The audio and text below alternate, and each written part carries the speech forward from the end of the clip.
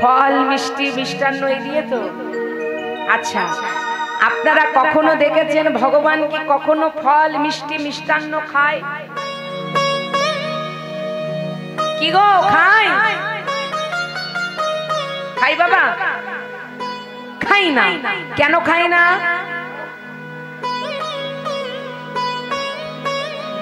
কেন খাই না? এই যে ভগবানকে আমরা ফল মিষ্টি মিষ্টান্ন দিয়ে সেবা দিলাম, ভগবান খাই না, যেমনটা দিলাম তেমনটাই কিন্তু থাকে।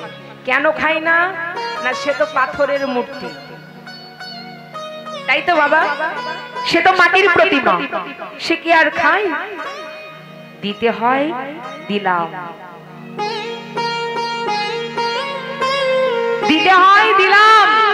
ভগবান কি করে খাবে? সে তো মাটির প্রতিমা, সে তো আর খাই না। কিন্তু কে বলেছে বাবা ভগবান খাই না? ভগবান কারো ডাকে সাড়া দেয় না, কে বলেছে? আরে তাকে আমরা ডাকার মতো করে ডাকতে পারি না, খাবো মনে করে খেতে দিতে পারি না। আমরা যদি তাকে ডাকার মতো করে ডাকতে পারি, খাবো মনে করে যদি খেতে দিতে পারি, কেন খাবে না?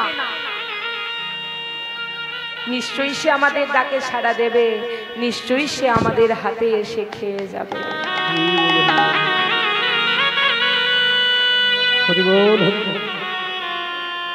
এর প্রমাণ আছে মা, যে ভগবান এসে খাবে।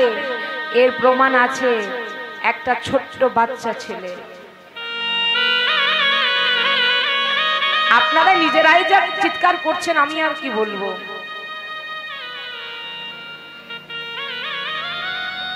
এইভাবে কি হয় জানেন? এত যদি অন্যমনস্ক হন কীর্তনের আসরে, পুরো কীর্তনের পরিবেশটাই নষ্ট হয়ে যায়। সব সামনে বসে আছেন, আর সামনে বসে যদি আপনারা বলেন হট্টগোল করব, এমা দেখবেন স্কুলে যারা পড়াশোনা করে, যারা যায়, আচ্ছা স্কুলে ফার্স্ট বেঞ্চে কারা বসে? কারা বসে? হ্যাঁ, যারা একটু লেখাপড়া ভালো করে, যারা পড়াশোনা একটু ভালো করে, তারা কিন্তু এসে ফার্স্ট বেঞ্চেই বসে, তাই তো? আর যারা দেখবেন সব সময় লাস্টের দিকে, শেষের দিকে যাব, শেষের দিকে যাব, তাদেরকে ফার্স্ট বেঞ্চে বসতে বলবেন, তারা কখনো বসবে না, ওই শেষের দিকে যাবে। কিন্তু আপনারা কি করেছেন? মনে রাখবেন, আপনারা ফার্স্ট বেঞ্চে বসে আছেন, যে আসনটায় বসে আছেন, যে জায়গায় বসে আছেন, এত সামনে বসে আপনারা যদি ওই লেখাপড়া কম যারা করে, ফাঁকিবাজি যারা হয়, পড়াশোনায় যারা ফাঁকি মারে, ওই তাদের মতো করে আপনারা যদি এই সামনে বসে ওই রকম ভাব দেখান, তাহলে কি হবে? ঠিক সেটাই তো হচ্ছে। সামনে এসে বসেছেন, আর সামনে বসে সব চিৎকার, গল্প।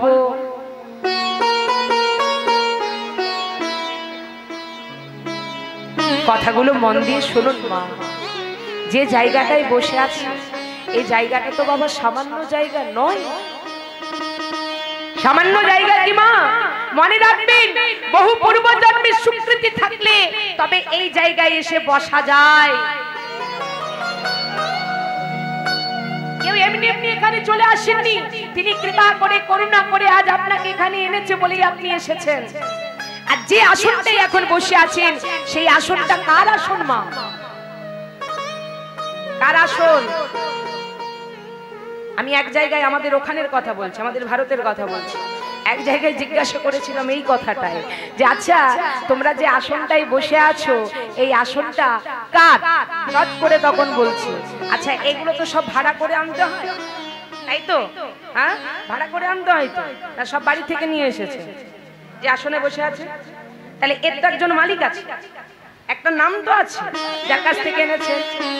হ্যাঁ, তা হঠাৎ করে যখন আমি এই কথাটা বলেছি যেটা কার আসন, হঠাৎ করে কার নাম বলছে? কার আসন? নিমাইদা।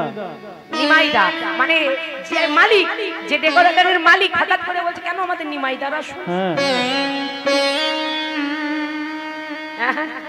তো মা, যে আসনটাই বসে আছেন কোন ডেকোরেটরের যে ভাববেন সেই আসনে বসে আছে এটা নয়। এই কীর্তনের আসরে যে আসনটাই বসে আছেন এটা কার আসন? সর্বপ্রথম কীর্তনটা শুনেছিল কে বাবা?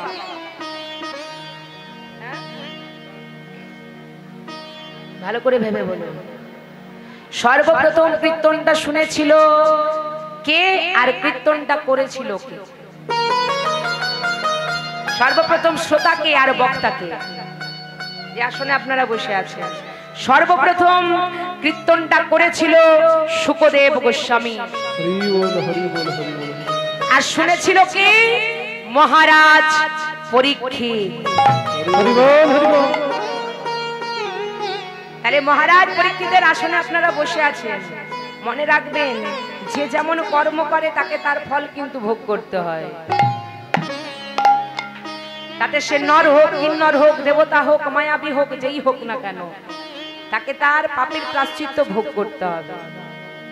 হ্যাঁ, মহারাজ পরীক্ষিত এত বড় রাজা, সে বনের মধ্যে শিকার করতে গিয়েছিলেন।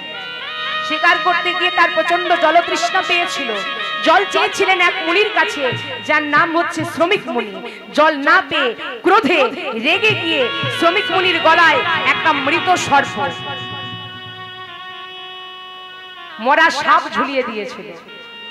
আর সেটা জানতে পেরেছিল কে? শ্রমিক মুনির পুত্র সিংহী মুনি। সঙ্গে সঙ্গে তাকে অভিশাপ দিয়ে দিয়েছিল, যে দুরাচার, যে পাপাচার আমার পিতার গলায় মৃত সর্প ঝুলিয়ে দিল, এই মুহূর্তে তাকে আমি অভিশাপ দিলাম, অভিশাপ দিলাম তার 7 দিনের মধ্যে, 7 রাতের মধ্যে তক্ষতের দংশনে মৃত্যু হয়ে যাবে। তা শুধু মহারাজ পরীক্ষিতের 7টা দিনের মধ্যে মৃত্যু হয়েছে না বাবা, আমাদেরও কিন্তু এই 7টা দিনের মধ্যেই মৃত্যু হবে। এসেছো একা, যেতে হবে আবার একা। যখন তুমি এলে সাথে তো কিছুই নিয়ে আসনি, আর আমার আমার আমার আমার করছো। কি ভেবেছো তোমার সাথে কি এগুলো যাবে? যাবে? কেউ তো সাথে যাবে না। 7টা দিনের মধ্যেই সবাইকে চলে যেতে হবে। কেউ রবিবার, কেউ সোমবার, কেউ মঙ্গলবার, কেউ বুধবার, কেউ বৃহস্পতিবার, কেউ শুক্রবার, কেউ শনিবার। মহারাজ পরীক্ষিত যখনই অভিশপ্ত হলো, সঙ্গে সঙ্গে বলছি, এ আমার কি হলো? আমি এমন বংশের ছেলে। দেখবেন আমাদেরও কিন্তু অনেকেরই একটা আভিজাত্য অহংকার থাকে, বংশ মর্যাদা নিয়ে থাকে না বাবা? এমন ঘরের ছেলে আমি, এমন বংশের মেয়ে আমি। ঠিক তেমনি মহারাজ পরীক্ষিত বলছে, এমন বংশের ছেলে হয়েও আজ আমাকে এইভাবে অভিশাপ দিতে হবে। তাহলে মহারাজ পরীক্ষিত যে বংশ লয়ে বলছে, সে কোন বংশে জন্মগ্রহণ করেছিল বাবা? বেশ, মহারাজ পরীক্ষিত চন্দ্র বংশে জন্মগ্রহণ করেছিলেন। এটাই গৌর হরি বল। চন্দ্র বংশের প্রথম পুরুষ ছিল স্বয়ং ভগবান বিষ্ণু। চন্দ্র বংশের প্রথম পুরুষ স্বয়ং ভগবান বিষ্ণু। বিষ্ণুর নাভি থেকে সৃষ্টি ব্রহ্মা, ব্রহ্মার পুত্র অত্রি, অত্রির পুত্র সোম, সোমের পুত্র বুধ, বুধের পুত্র পুরুরুবা, পুরুরুবার পুত্র আয়ুষ, আয়ুষের পুত্র নহুষ, নহুষের পুত্র যদাচি, যদাচির পুত্র যদু, যদুর পুত্র পুরু, পুরুর পুত্র জন্মেঞ্জয়, জন্মেঞ্জয়ের পুত্র প্রতিশন, প্রতিশনের পুত্র চারুপদ, চারুপদের পুত্র বহুভাব, বহুভাবের পুত্র সংজাতি, সংজাতির পুত্র অসংজাতি, অসংজাতির পুত্র রুদ্রাশ্ব, রুদ্রাশ্বর পুত্র ঋতেশু, ঋতেশুর পুত্র রস্তিনাভ, রস্তিনাভের পুত্র রেভি, রেভির পুত্র ভরত, ভরতের পুত্র দুষ্যন্ত, দুষ্যন্তর পুত্র সংবরণ, সংবনের পুত্র সুধনু, সুধনুর পুত্র সহস্র, সহস্রর পুত্র চবন, চবনের পুত্র প্রীতি, প্রীতির পুত্র পুত্র জন্ম, জন্মর পুত্র সুরভ, সুরভীর পুত্র বিদুরভ, বিদুরভীর পুত্র অজতায়ু, অজতায়ুর পুত্র অক্ষধন, অক্ষধনের পুত্র দেবতিথি, দেবতিথির পুত্র ঋক, ঋকের পুত্র প্রদীপ, প্রদীপের পুত্র দিলীপ, দিলীপের পুত্র শান্তনু, শান্তনুর পুত্র বিচিত্র বীর্য, বিচিত্র বীর্যের পুত্র পাণ্ডু, পাণ্ডুর পুত্র অর্জুন, অর্জুনের পুত্র অভিমন্যু, আর এই অভিমন্যুর পুত্র হচ্ছে মহারাজ হরি।